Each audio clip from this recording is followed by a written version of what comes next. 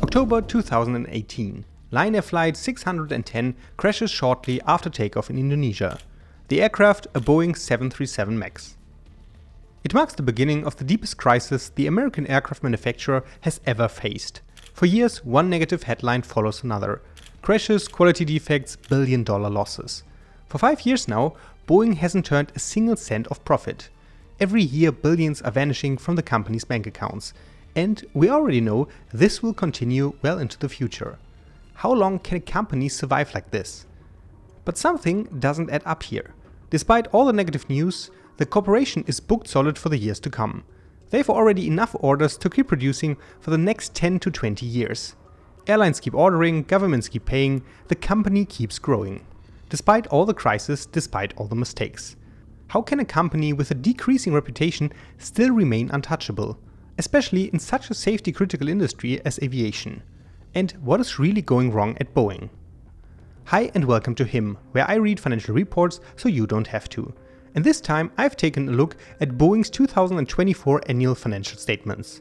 Last time I did the same thing with Airbus and they came off pretty well. Even though they often sell their aircrafts at a bargain price. So Boeing should look significantly worse, right? According to some reports, they are supposedly on the verge of bankruptcy. So once again, I've gone through all the numbers trying to figure out how the company really makes money. To make the whole thing a bit more tangible, we are breaking down the billions of dollars into smaller units, just like in the Airbus video. In 2024, Boeing delivered around 600 aircraft, so I've divided all revenues and costs by 600. Boeing's finances can, just like those of Airbus, be broken down into 3 major areas. Commercial airplanes, so the aircrafts that can send you to vacation, defense, space and security, so the aircraft that can send you to meet your maker, and services, so that both types of aircraft can keep flying long term. Since hopefully most of us only deal with a regular commercial aircraft, let's start with those. And yes, what can I say, the results are truly sobering. Per aircraft sold, Boeing brings in an average of $38 million. Sounds like a lot of money at first glance. I mean, that's slightly more than Airbus, although different types of aircraft can't be compared one to one. But nothing is left of that amount at the end of the day. Research and development alone accounts for $4 million. New variants of the 737, development of the 777X, improvements to the 787. All those expenses get factored in here. But naturally, the biggest chunk of costs is the regular production costs. Material, supplier parts, personnel. On average $40.5 million per aircraft. So even if they didn't invest another cent in development, they would still be in the red. In the end, they are left with an operating loss of over $6.5 million per aircraft. And this is exactly where the problem lies. Even without any special circumstances, Boeing is burning money with every aircraft delivered. Why is that the case? Well, there are fundamental problems on both the expenditure side and the revenue side. And if you want to find out the common cause for all of those problems, it would be Boeing's corporate culture. For decades, Boeing was a symbol of engineering excellence and precision. Today, the corporation stands primarily for crisis management. Ever since they came under tremendous pressure to complete the 737 MAX at any cost, much has changed within the company. Back then, they needed a strong answer to the A320neo, and instead of developing a new aircraft, they decided to modify the 737 once more. Quality, safety and attention to detail, everything that once made Boeing great, was sacrificed in the name of speed and cost cutting. Instead of asking, how do we do this right? At some point they only asked, how do we do this fast? Today you can see the results throughout the aircraft lineup. Quality defects on the 737 MAX, material defects on the 787s, recalls, rework, compensation payments. And with a company this large, you simply can't eliminate errors easily, or certainly not without major losses. If mistakes are made somewhere in the development due to cost or time pressure, that potentially impacts operations for decades to come. It is not enough to just replace the CEO and expect everything to improve. That's also why they already have replaced the CEO twice now. But being the CEO is not exactly a dream job at the moment, because what is happening at Boeing is what we could call a slippery slope. It describes a situation where you metaphorically have a slippery slope in front of you. If you take one step onto the slope, that might be a problem, but it doesn't have to be. These could be small management decisions made at the expense of quality. That describes Boeing a few years ago. Back then, they could have still saved the situation, but instead made some fateful decisions. With those decisions, they kept walking further onto the slippery slope. And eventually, you just start sliding.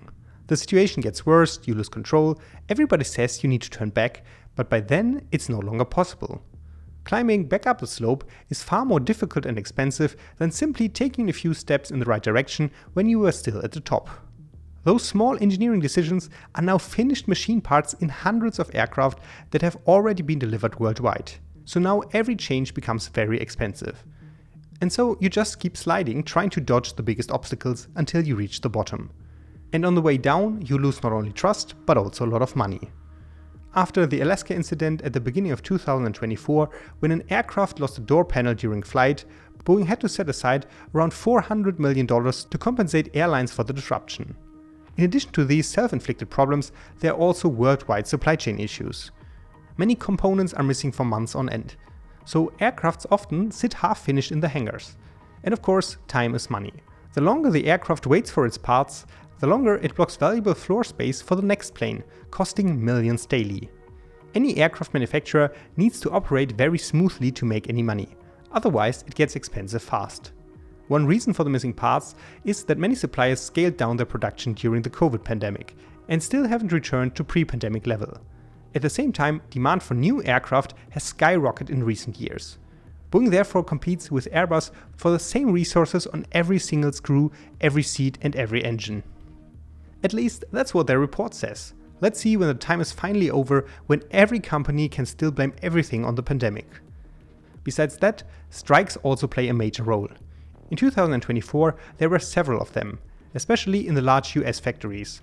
The reason weren't just low wages, but also frustration over the constant quality problems and the enormous pressure in production. Many employees felt that Boeing keeps trying to cut costs at the expense of those who actually build the aircraft. The result was weeks-long shutdowns that delayed the production even further. Okay, Boeing is spending more than they should, why don't they just raise the price of the aircraft? After all, there are only two manufacturers, both with limited capacity.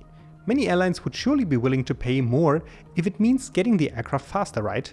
In reality though, the business doesn't work that simply. Airlines almost never pay the stated price.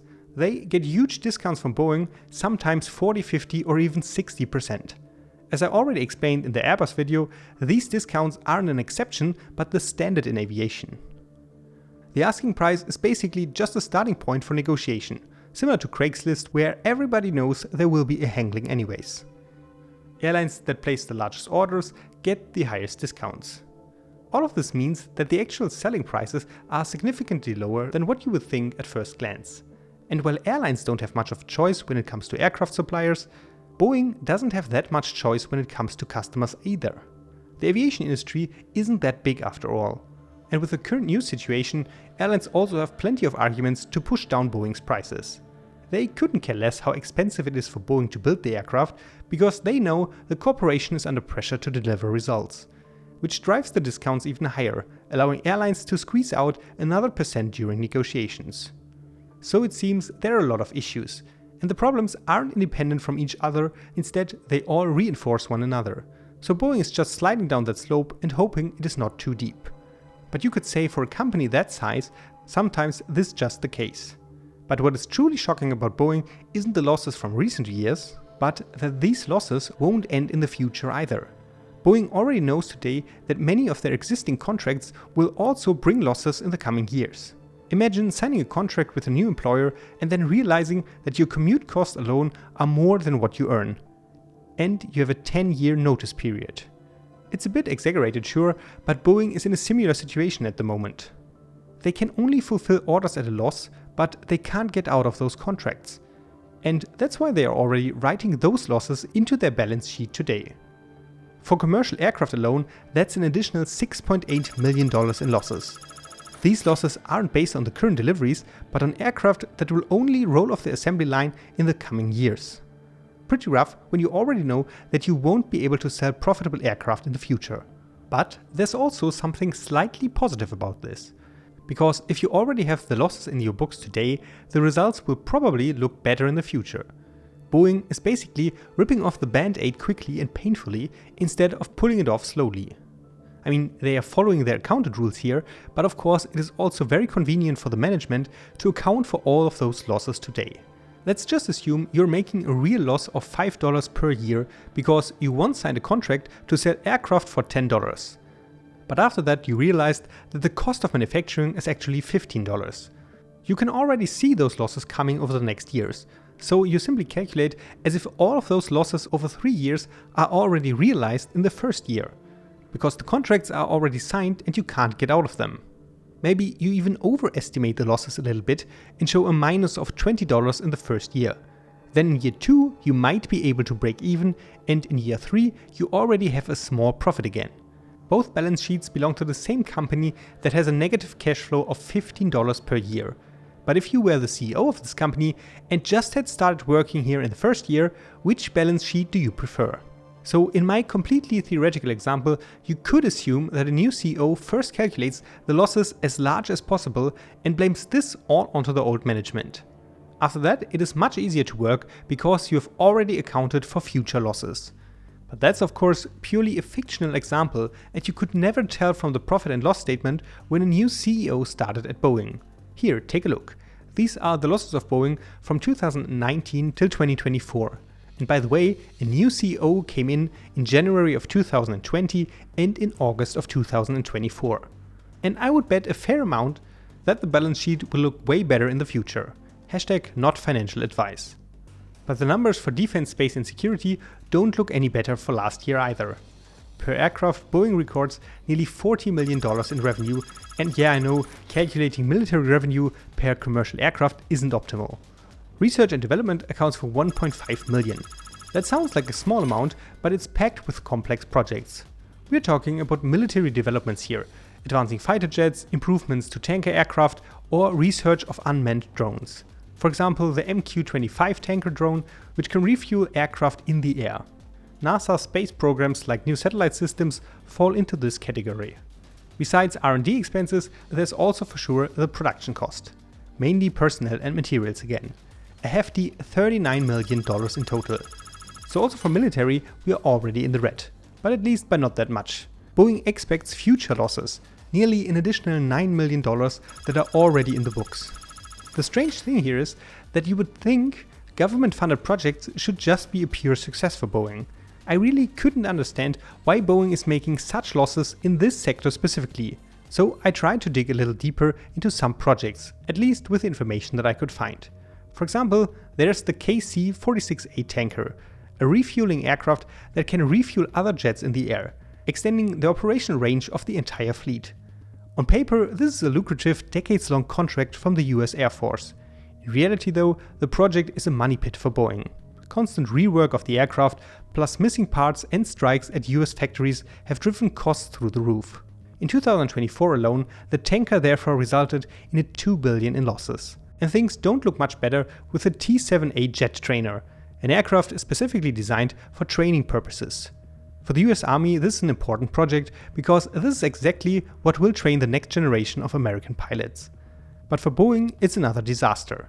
They contractually committed to a fixed price, and with rising supplier cost, every bit of profit is being eaten up. Losses for this accumulated to $1.8 billion in 2024. Another prestige project is the new Air Force One. 2 converted Boeing 747s are supposed to transport the US president in the future. The price was set at about $3.9 billion, but as a fixed price again. So naturally all the risk fell on Boeing, which is why the CEO later called the deal a huge mistake. So the whole thing has been quite messy. Boeing has likely already lost billions on the new Air Force One alone, on a contract that should be very profitable on paper. So many military projects have become a money pit for Boeing. So we are only left with services. Per aircraft, services bring in an average of $33.25 million in revenue. Of this, just $200,000 goes to research and development. The remaining costs for providing services amount to $27 million. So we see basically the same picture as with Airbus. The services division is by far the most profitable and reliable for both manufacturers. For Boeing specifically, it is actually the only profit stream. And even that is just a drop in the bucket. So building aircraft is really just a door opener for even better deals. Because as soon as the aircraft is in operation, it keeps coming back to the manufacturer, whether for maintenance, spare parts or updates. The logic is simple. A single airline or even the US military can't repair or maintain aircraft themselves, at least not at scale. They can't build massive warehouses of spare parts, can't maintain software development teams, and can't run their own test programs for every modification. Boeing, on the other hand, can do all of that, and gets paid handsomely for that. So while Boeing loses millions on new aircraft and military projects year after year, services remain predictable, low risk and profitable. In 2024, Boeing made over $3.5 billion in profit in this area. It is the only part of the corporation that is actually in the black, and that makes it absolutely critical. Without the constant cash flow from services, plugging the holes elsewhere would be nearly impossible. But how can you survive for so long when you're constantly losing money? And why do airlines and the military just keep buying from Boeing? Currently, they have over $500 billion worth of projects in the backlog, $500 billion in orders. That's more than many countries produce in a year. A huge mountain of projects spread across commercial jets, military aircraft and aerospace. So there's plenty of work to do, and yet Boeing is racking up those billion-dollar losses. The question isn't just how this works, but also what happens when it eventually stops working. Because Boeing is no longer a normal company. It is a central pillar of global aviation and defense infrastructure. So large that a collapse would have enormous consequences. You probably know this term from another context: too big to fail. It originated during the 2008 financial crisis, when banks were bailed out because their bankruptcy would have damaged the entire system. Boeing has a similar importance, just in another industry. They are not simply a manufacturer of aircraft, they are the backbone of aviation, one of two at least. Almost every second passenger aircraft that takes off somewhere in the world has a Boeing sticker on it. Thousands of aircraft, each needing spare parts, software updates and maintenance that only Boeing can provide. If Boeing was no longer there, who would repair all of them? And that's just the civilian part. The military side is even more sensitive. Fighter jets, drones, even the space program. A huge portion of the US Air Force flies Boeing. Without them, no troops, no satellites, and no president could get from A to B. So you could say, without Boeing, the United States would be grounded. And that's precisely why the US government simply can't let Boeing down. Too many jobs are at risk, too many military programs, too many political interests.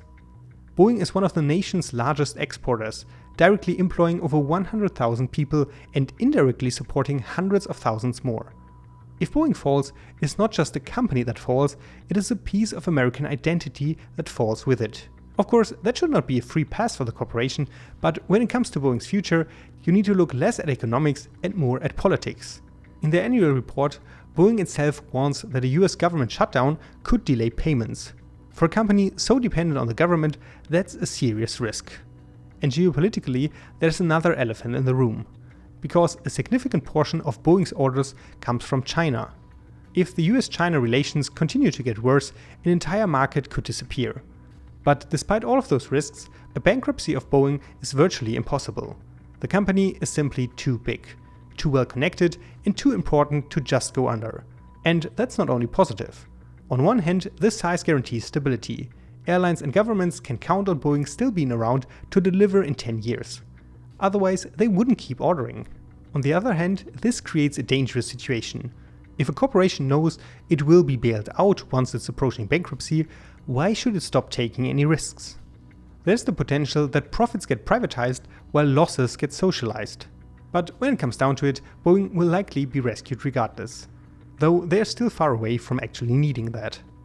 In many ways, Boeing is too big to fail. But maybe the real problem isn't that they are too big to fail, but it's that they are too big to actually change. I hope you enjoyed this video. And if you did and you want me to do more content like this, please consider subscribing. Thank you for watching and see you next time.